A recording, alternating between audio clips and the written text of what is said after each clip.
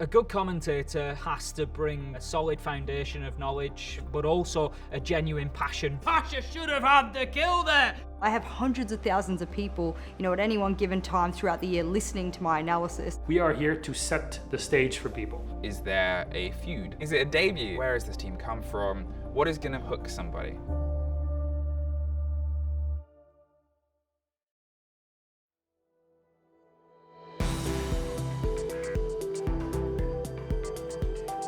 Commentating began as a hobby originally.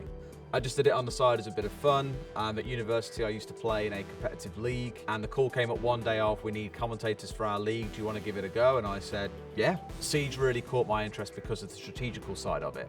The fact that there are MOBA-esque elements of operators having abilities in there, or the secondary utility, or the strats that you can employ on maps, that to me just took the whole game to a new level.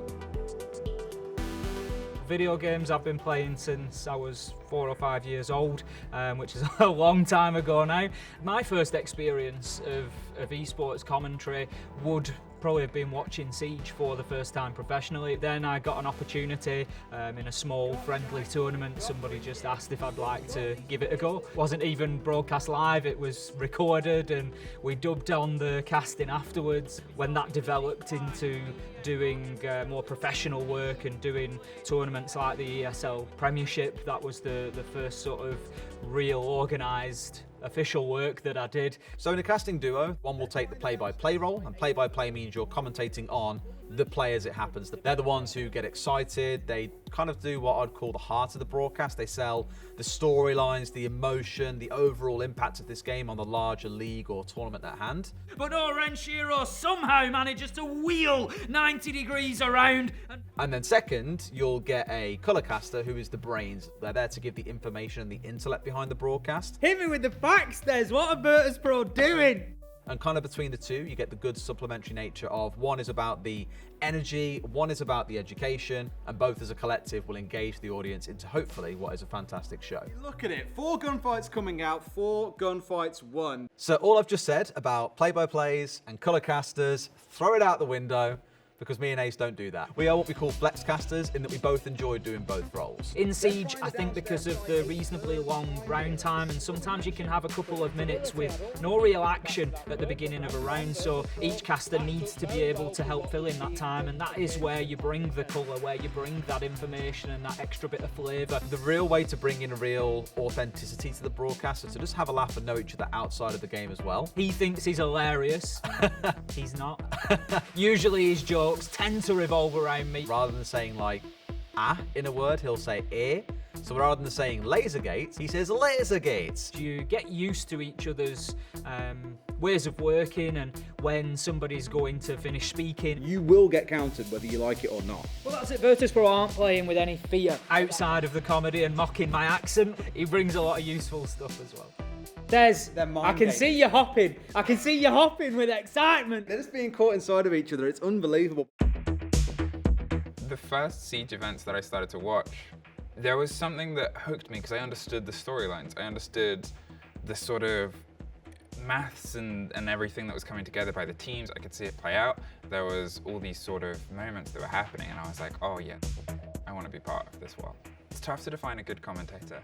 Some of the best play-by-plays, which is my sort of role, they'll inject a lot of themselves into it. Groner wins the fight round the back stairs, gives themselves a mantle of solidity as an Arkic, digs deep with a shotgun, finds themselves now in a 2 versus 1.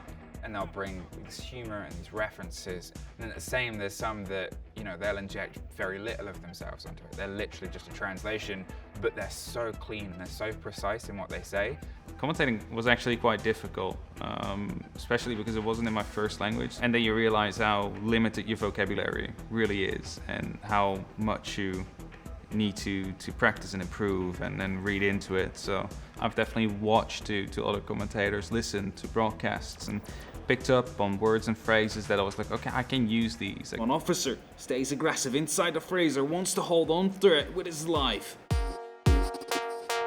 I was really lucky in that I'd worked some of other games in casting before. I'd also casted Siege before, but in Australia on sort of a volunteer basis. So I was familiar with the camera, familiar with working microphones, etc. That's when I thought, you know what, I can do this. If I work on this, I'm gonna get really good at this time by time. And by the time I made the 6th Invitational in 2020, I was like, yeah, let's go. Good evening, ladies and gentlemen. Welcome back to the studio. My job mostly now as a host is, what is the story that we have for the show? Because my job is to manage the conversation, make sure that the analyst can show off all their knowledge, and make sure that the viewer at home can watch this match and think, wow, I am so excited for this game. Do not forget, for your nationals conversation, CL spot. Winner gets a CL spot. That's the biggest, most important thing ever. So when it comes to my preparation for a broadcast day of, say, EUL, normally the day before, on a Sunday, I'll do a short, personal stream in the morning, watching back one of the games that maybe I wanted to see in more detail from the previous week to get a good idea of, here's how those teams played, here are the strengths, here are the weaknesses, here are the players who did a really good job. Then I'll go through and set up all my templates. So for each game, I've got a notes template that I'll use for round by round, what's happened, what site did we play, what operators got picked. And then equally, we'll have a separate document that is for when I'm on the desk, for example, and that will go through the teams that I'm tasked to talk about. What do I want to note down? Did they have big clutch players for them last week? What's been the key storyline throughout the stage? What map did they play? What were the results that we saw there? It's also about dedication as well. For myself, I've put in, I don't know how many hours to studying and learning and preparing and making sure that I've got the information that I need. I will prepare things for if a player gets this many kills or if a team manages to win in this scenario, so that I've got that information and the stats to back it up to hand. I think the stories that are behind players, coaches and teams in general are always a very useful tool, especially if a player left a team to go to another team and they meet each other at, for example, the first game in the next stage.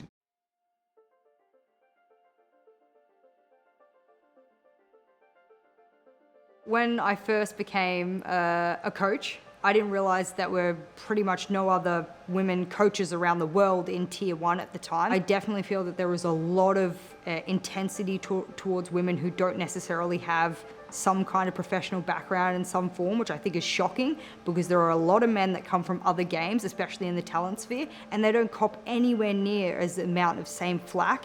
I mean, we now, I think, only have one woman in the world that plays Tier 1 professional Siege.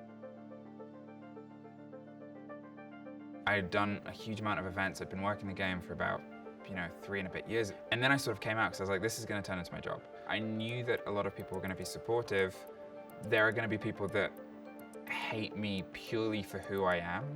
My position is one where I am, for a lot of people, someone to look to, whether they're sort of trans or non-binary or however they identify. Regardless, as much as I have the fears of sort of coming out, I'd already proven my place there, and I'm still proving that I'm more than capable. Now then, Anarchic, you're buried on the back line, but you still have some potential here. The worry right now is Gomfy. 2 frag grenades still in pocket as the wall gets popped open, 40 seconds. And there's not a single sort of Twitter comment or hate-filled message that's going to sort of change that.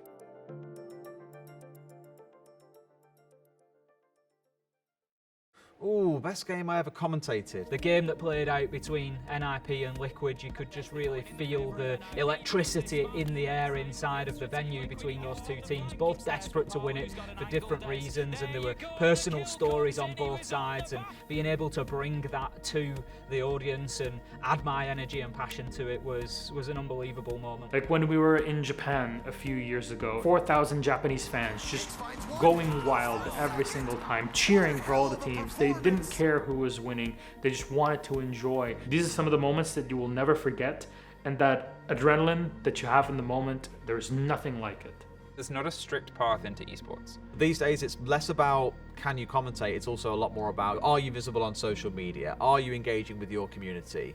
Are you building professional networks with people who can help you get gigs potentially in the future? So networking is number 1, but number 2, you go into your regional leagues and volunteer your time. Just start. Like you start, you listen to yourself, you try to improve, you try and find out what are your weaknesses. Whether you're casting to 10 people, or whether you cast into 10,000. Always treat it the same, and that is as professional as you can. That's what I love about EUL, is you never know. You just want to try and throw yourself into as much as possible. In the end, it's going to be worth it.